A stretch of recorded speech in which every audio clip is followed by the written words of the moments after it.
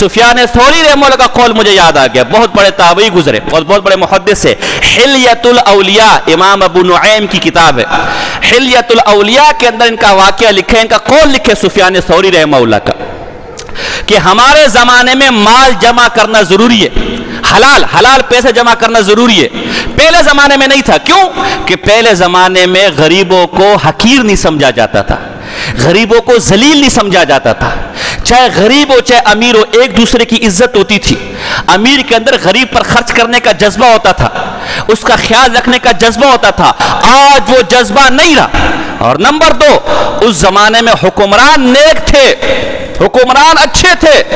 وہ یہ سمجھتے تھے اگر فرات کے کنارے پر کتا بھی بھوکا مر جائے قیامت میں میرے سے پوچھا جائے گا کہ تیری حکومت میں اللہ کی ایک مخلوق بھوک سے تڑپ تڑپ کے مر گئی ہے، تو کس بات کا حکمران تھا؟ لیکن اب وہ حکمران نہیں رہے، اب حکمران ذلیل کرتے ہیں، اب حکمران مال دے کر اپنے فائدے نکالتے ہیں، اب حکمران پیسے دے کر اپنی مدح سرائی کرواتے ہیں۔ لہٰذا ان کے شر سے بچنے کے لیے آج کے دور میں مال جمع کرنا ضروری ہے تاکہ بندہ مستغنی رہے۔ وہ حکمران تو رہے نہیں نا کہ جو غریبوں کا خیال رکھے، اب تو غریبوں کو نچوڑتے ہیں، جو غریبوں کی عزت کا خیال رکھتے ہیں ذلیل کرتے ہیں۔ شیخ سعدی رحمہ اللہ،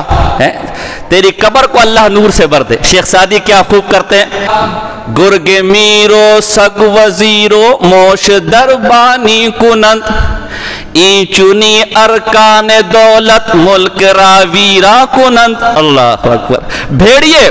یہ حکمران ہو گئے اور جناب جی جو کتے ہیں وہ وزیر ہو گئے اور بلیاں خزانے پر بیٹھ گئی ہیں، وزیر خزانہ ہو گئے۔ جب ایسے لوگ حکومت چلائیں گے تو اس حکومت نے بیڑا غرق ہونا ہے، اس ملک نے بیڑا غرق ہونا ہے، اس ملک نے تباہ و برباد ہونا ہے۔ جیسے ہمارا ملک دیکھ لے، ماضی کے حکمران بھی ایسے، حال کے بھی ایسے، اور مستقبل میں بھی کوئی نیکی کی امید ہمیں نہیں ہے۔ تو اب حکمران غریبوں کا مال نچوڑنے میں لگے رہتے ہیں، غریبوں کا خون چوسنے میں لگے رہتے ہیں۔ سفیان ثوری کہتے ہیں کہ اس زمانے میں کمانا، مال جمع کرنا یہ اچھی بات ہے تاکہ آدمی مستغنی رہے، کسی کا محتاج نہ رہے۔ کیوں کہ نبی نے فرمایا کاد الفقر ان یکون کفرا، یہ فقیری قریب ہے کہ تجھے کفر میں مبتلا نہ کر دے، کہ اپنا ایمان، اپنی غیرت، اپنی عزت، اپنی ننگ، اپنی ناموس بیچنے پر مجبور تجھے نہ کر دے۔ نہیں دیکھتے کتنے لوگوں نے اس دنیا کی خاطر اپنا ایمان بیچ دیا، اپنی غیرت بیچ دی، آج اگر کوئی ناچ رہی ہے باہر جا کے روڈوں پر، آج اگر کوئی مراسی بنا ہوا ہے اسی دنیا کی خاطر بنا ہوا ہے، آج اگر کوئی اپنی عزت تار تار کر رہی ہے اسی دنیا کی خاطر کر رہی ہے۔ لہذا شریعت یہ کہتی ہے بشرطے کہ حلال ہو،